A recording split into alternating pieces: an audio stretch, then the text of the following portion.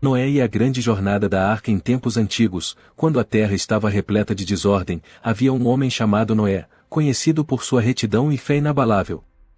O mundo ao seu redor estava em tumulto, mas Noé permanecia firme em seus princípios, guiando sua família com amor e sabedoria. Certo dia, Noé recebeu uma visão divina que mudaria o curso de sua vida. O Criador, descontente com a maldade que se espalhava pela terra, decidiu purificar o mundo com um grande dilúvio.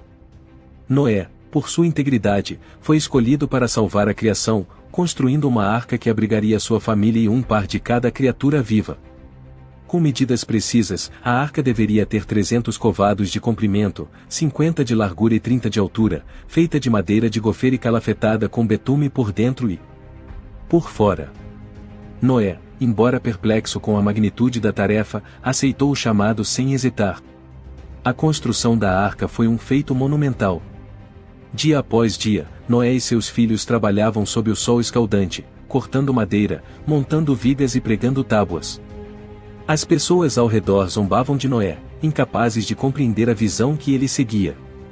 Mas Noé não se abalava, sua fé era seu escudo e sua determinação, sua espada.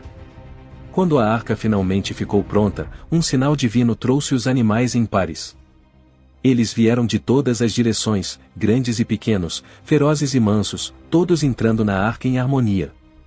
Noé e sua família os receberam, cada um com seu espaço designado, e provisões suficientes para sustentá-los durante a jornada que se aproximava.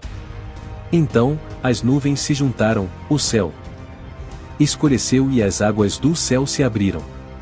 A chuva caía sem cessar, e as águas subiam, levantando a arca e todos os que estavam a bordo. Noé olhou pela janela da arca, contemplando a transformação do mundo, e em seu coração, ele sabia que uma nova era estava prestes a começar. Por 40 dias e 40 noites, a chuva caiu, até que as águas finalmente recuaram. A arca repousou sobre o monte Ararat, e Noé, com gratidão, ofereceu um sacrifício ao Criador. O arco-íris surgiu no céu, um sinal da promessa divina de nunca mais destruir a terra com um dilúvio. A história de Noé nos ensina sobre fé, perseverança e a importância de cuidar de nossa casa comum, a terra. Que possamos ser inspirados a agir com compaixão e responsabilidade, protegendo todas as formas de vida e o mundo que compartilhamos. Espero que esta história tenha tocado seu coração e inspirado sua alma. Que ela sirva como um chamado à ação para vivermos de maneira mais consciente e harmoniosa com o mundo ao nosso redor. A Bíblia não especifica exatamente quais ferramentas Noé usou para construir a arca, mas podemos fazer algumas suposições baseadas no contexto histórico e nas práticas de carpintaria da época. É provável que Noé e sua família tenham utilizado ferramentas básicas de carpintaria, como martelos, formões, serras e talvez até mesmo algum tipo de plena para moldar e encaixar as madeiras. Além disso, a Bíblia menciona que Noé utilizou madeira de gofre e betume para impermeabilizar a arca. A madeira de gofre é uma madeira não identificada, mas acredita-se que fosse uma madeira resinosa, o que sugere que Noé escolheu um material que seria durável e resistente à água. Também é mencionado que antes do dilúvio já existiam forjadores de ferramentas de cobre e ferro, o que indica que Noé poderia ter tido acesso a ferramentas metálicas para auxiliar na construção. Embora não tenhamos detalhes específicos, é razoável pensar que ele usou o conhecimento e os recursos disponíveis em seu tempo para realizar essa grande tarefa. A Bíblia não fornece detalhes específicos sobre as âncoras da Arca de Noé, mas podemos inferir que, dada a magnitude da embarcação e a necessidade de estabilidade durante o dilúvio, as âncoras teriam sido robustas e essenciais para manter a arca segura. Se considerarmos as práticas de construção naval da antiguidade, as âncoras poderiam ser grandes pedras ou blocos de madeira pesados, possivelmente ligados à arca por cordas ou correntes fortes.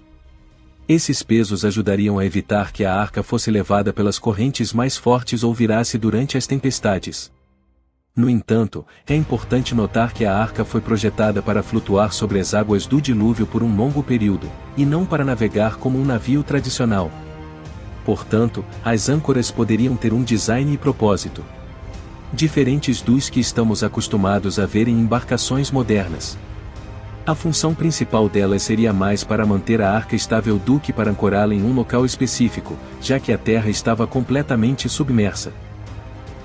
De acordo com as fontes disponíveis, a Bíblia menciona especificamente a madeira de gofer como material usado por Noé para construir a arca. No entanto, o tipo exato dessa madeira é desconhecido e tem sido objeto de muita especulação e debate ao longo dos anos. Algumas interpretações sugerem que poderia ser cipreste, nogueira amarga, madeira de teca, ou mesmo acácia. Essas madeiras são conhecidas por suas qualidades duráveis e resistentes, o que seria essencial para a construção de uma embarcação capaz de suportar as condições extremas do dilúvio. Além disso, a arca foi revestida com betume por dentro e por fora para garantir que fosse impermeável. Portanto, embora a Bíblia só mencione a madeira de gofer, é possível que Noé tenha usado outros tipos de madeira que eram conhecidos por sua força e resistência à água, mas isso não é especificado. A rotina e o trabalho de Noé e sua família dentro da arca, durante o período do dilúvio, não são descritos detalhadamente na Bíblia. No entanto, podemos imaginar que eles estavam bastante ocupados com as tarefas diárias necessárias para manter a arca funcionando e cuidar de todos os animais a bordo. Aqui estão algumas atividades que provavelmente faziam parte de sua rotina e a alimentação dos animais. Com tantas espécies diferentes a bordo, Noé e sua família teriam que organizar e distribuir os alimentos adequados para cada tipo de animal. Limpeza, de manter a arca limpa seria essencial, especialmente considerando o número de animais e o espaço confinado. Manutenção, verificar se a arca estava intacta e fazer reparos conforme necessário para garantir que continuasse flutuando sem problemas. Vigilância, eles poderiam ter que ficar de olho no clima e nas condições da água, talvez até mesmo manobrar a arca se possível. Cuidados pessoais, cuidar de suas próprias necessidades, como preparar comida para a família, manter a higiene e descansar. Além disso, é possível que eles tenham passado tempo em oração e reflexão, considerando a magnitude do evento que estavam vivenciando. A Bíblia menciona que Noé era um homem justo e andava com Deus, então a espiritualidade provavelmente desempenhava um papel importante em sua vida diária dentro da arca. Embora não tenhamos registros específicos, essas atividades são consistentes com o que sabemos sobre a vida a bordo de embarcações antigas e o cuidado necessário para manter uma grande quantidade de animais. Noé e sua família certamente tiveram que ser muito organizados e diligentes para sobreviver a esse período extraordinário. Durante o dilúvio, Noé e sua família se alimentaram dos provimentos que haviam levado para a arca. A Bíblia relata que Deus instruiu Noé a armazenar todo tipo de alimento que seria consumido tanto pelos humanos quanto pelos animais a bordo. Isso implicaria uma variedade de grãos, legumes, frutas e outros alimentos não perecíveis que poderiam ser armazenados por longos períodos.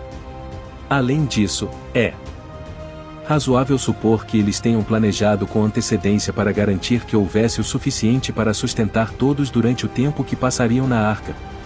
A preparação de alimentos provavelmente também fazia parte da rotina diária, garantindo que as necessidades nutricionais de todos fossem atendidas durante o dilúvio. O primeiro sinal de terra após o dilúvio, de acordo com a narrativa bíblica, foi um ramo verde de oliveira trazido de volta por uma pomba que Noé havia soltado da arca. Esse ramo foi um sinal encorajador de que as águas estavam recuando e que a vida na terra estava começando a se recuperar da devastação causada pelo dilúvio.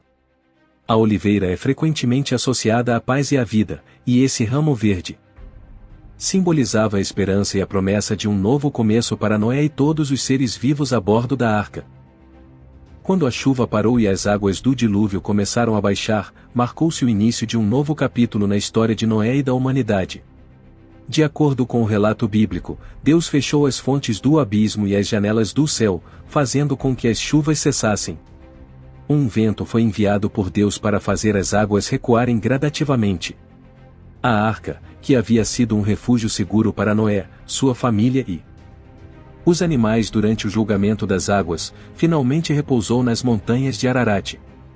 Noé então enviou um corvo e uma pomba para verificar se as águas haviam baixado o suficiente para revelar terra seca. Após algum tempo, quando as águas diminuíram ainda mais, Noé removeu a cobertura da arca e viu que a superfície da terra estava seca. Eventualmente, Deus instruiu Noé a sair da arca com sua família e todos os animais, para que pudessem povoar a terra novamente e dar início a uma nova era para a criação. Olá, amigos e amigas.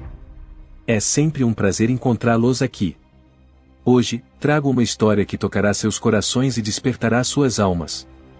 Antes de mergulharmos nessa jornada, convido vocês a se inscreverem em nosso canal, deixarem aquele like especial, comentarem suas impressões e compartilharem com todos os seus amigos. Eu sou Luiz Carlos Avelar, do canal Planeta Desconhecido, e a história de hoje é sobre a Arca de Noé. Uma história de fé, esperança e redenção. A arca foi um presente divino para a humanidade, uma chance de recomeço, de salvação.